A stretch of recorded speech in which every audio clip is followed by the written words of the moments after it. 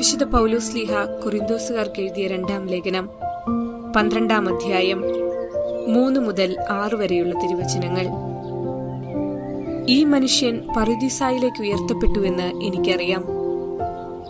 ശരീരത്തോടു കൂടെയോ ശരീരം കൂടാതെയോ എന്നെനിക്കറിവില്ല. അത് ദൈവത്തിനെ അറിയൂ.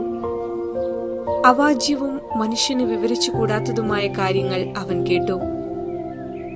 ഈ മനുഷ്യനെക്കുറിച്ച് ഞാൻ അഭിമാനം കൊള്ളും.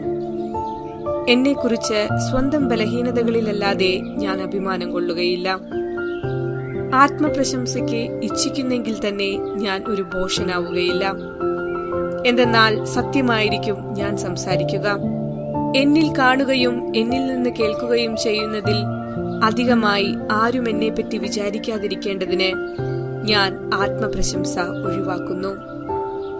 ഓർമ്മിക്കുക, പരിശുദ്ധിയുടെ പ്രതീകമാണ് പറുദീസ, ദൈവത്തിന്റെ സ്വന്തം ഭവനം. അതിമനോഹരമായ ദേവാലയമാണ്. അവിടെ മുഴുവൻ തുടിക്കുന്നത് ദൈവത്തിന്റെ ചൈതന്യമാണ്. ദൈവത്തോടൊപ്പമാണ് മനുഷ്യൻ പറുദീസയിൽ സഞ്ചരിച്ചത്. പറുദീസായിൽ മനുഷ്യൻ പാപം ചെയ്തു. അവൻ പാപം ചെയ്തത് ശരീരം കൊണ്ടാണ്, ആത്മാവ് കൊണ്ടല്ല. മനുഷ്യാത്മാവിനെ ദൈവത്തിന് തിരികെ വേണം. പക്ഷേ പരിശുദ്ധിയുടെ സാഹചര്യത്തിൽ പാപക്കറ പുരണ്ട ശരീരവുമായി മനുഷ്യൻ എങ്ങനെയാണ് പറുദീസയിൽ ജീവിക്കുക? ഇനി എങ്ങനെയാണ് അവൻ ദൈവത്തോടൊപ്പം പറുദീസയാകെ ചുറ്റി സഞ്ചരിക്കുക? അതിനുവേണ്ടിയാണ് ദൈവം മനുഷ്യനെ ഭൂമിയിലേക്ക് അയച്ചത്. പാപക്കറ പുരണ്ട മർത്യ ശരീരത്തെ ഭൂമിയിൽ ഉപേക്ഷിച്ച് അവന്റെ ആത്മാവിന് വിഹരിക്കാൻ വീണ്ടും പറുദീസ സമ്മാനിക്കാനാണ് ദൈവം മനുഷ്യനെ ഭൂമിയിലേക്ക് പറഞ്ഞയച്ചത്. മനുഷ്യന്റെ ചുമലിൽ കൈവച്ച് അവനോടൊപ്പം വീണ്ടും പറുദീസയിൽ ചുറ്റി സഞ്ചരിക്കാൻ വേണ്ടി മാത്രമാണ് അത് ചെയ്തത്. ഉദാഹരണത്തിന്, ഒരുപാട് കഷ്ടപ്പെട്ട് ഒരമ്മ മകനെ വളർത്തി. ദാരിദ്ര്യം അവളുടെ കൂടപ്പിറപ്പാണ്. എങ്കിലും അവർ സന്തുഷ്ടരായിരുന്നു. പ്രായപൂർത്തിയായപ്പോൾ മകന് പട്ടണത്തിൽ ജോലി കിട്ടി. മകന് അമ്മയെ പിരിയാൻ വിഷമമുള്ളതുകൊണ്ട് പോകില്ലെന്ന് അവനൊരേ വാശി. അമ്മയ്ക്കുമുണ്ട് ഏറെ വിഷമം. എങ്കിലും അത് പുറത്തുകാട്ടാതെ അല്പം കോപം നടിച്ച് അമ്മ മകനെ ശകാരിച്ചു. അമ്മ നീരസം കാട്ടിയപ്പോൾ മകൻ പോകാൻ തയ്യാറായി. വേദനയോടെയാണെങ്കിലും അമ്മ മകനെ യാത്രയാക്കി. പിന്നെ അമ്മ കണ്ണും നട്ട് കാത്തിരിപ്പായി. വേല ചെയ്ത് സമ്പന്നനായി അവൻ തിരികെ വരും. ഇതുതന്നെയല്ലേ ദൈവം പറുദീസായിൽ മനുഷ്യനോട് ചെയ്തത്? മനുഷ്യൻ ദൈവേഷ്ടമനുസരിച്ച് ഭൂമിയിൽ വേല ചെയ്ത് ദൈവിക സന്നിധിയിൽ സമ്പന്നനാകാൻ വേണ്ടി. ആയതുകൊണ്ട് ദൈവിക സന്നിധിയിൽ സമ്പന്നരാകാൻ ഉതകും വിധം പ്രവർത്തിക്കുവാൻ എല്ലാവർക്കും ഇടവരട്ടെ എന്ന് പ്രാർത്ഥിക്കാം.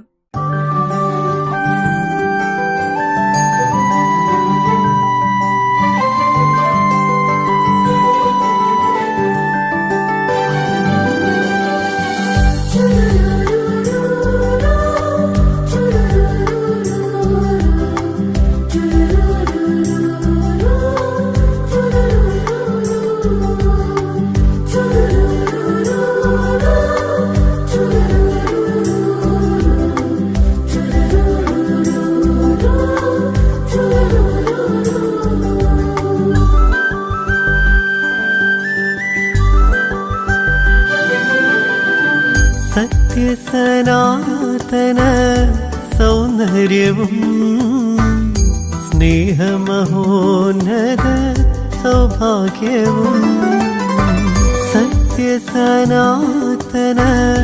സൗന്ദര്യവും സ്നേഹമഹോന്നത സൗഭാഗ്യവും നീയാണെന്നറിയാൻ ദൈവമേ ഞാൻ എത്രയോ വൈകി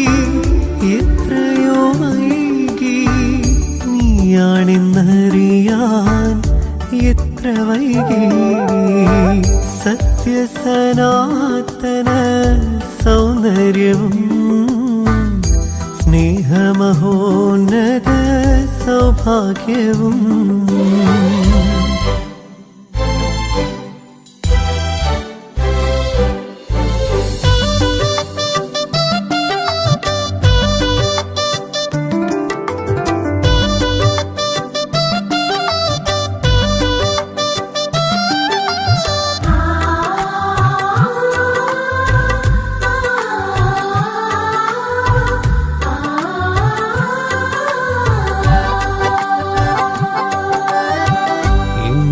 താരിൽ നീ വാഴുവതറിയാതെ നിന്നെ തേടി ഞാനലഞ്ഞു.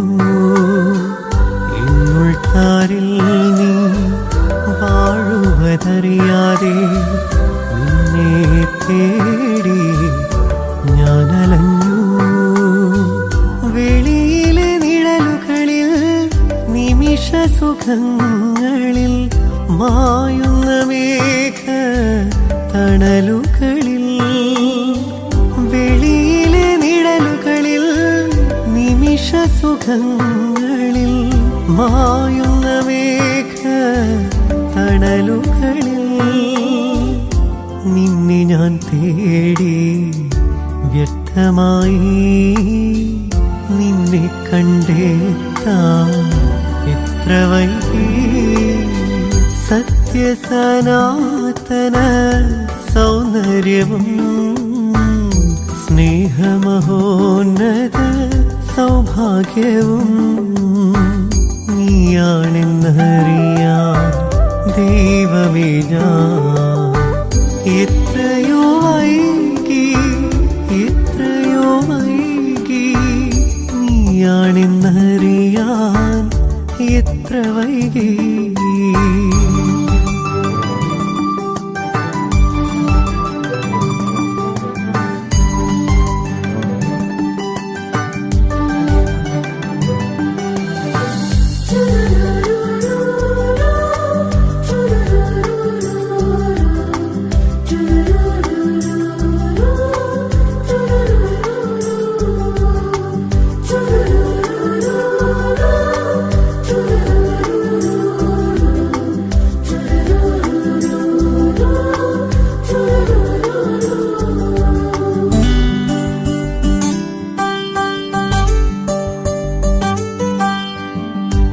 തന്നെ നിനക്കായി തീർത്തോരിൻ ഹൃദയം നിന്നുള്ളിൽ ലയിക്കും നാൾ വരെയും. നീ തന്നെ നിനക്കായി തീർത്തോരിൻ ഹൃദയം നിന്നുള്ളിൽ ലയിക്കും നാൾ വരെയും. വിശ്രമമെന്ന് അറിയുകയില്ലെന്ന് ഇന്നു ഞാൻ അറിയുന്നു സ്നേഹനാഥ. വിശ്രമമെന്ന് അറിയുകയില്ലെന്ന് ഇന്നു ഞാൻ അറിയുന്നു സ്നേഹനാഥ.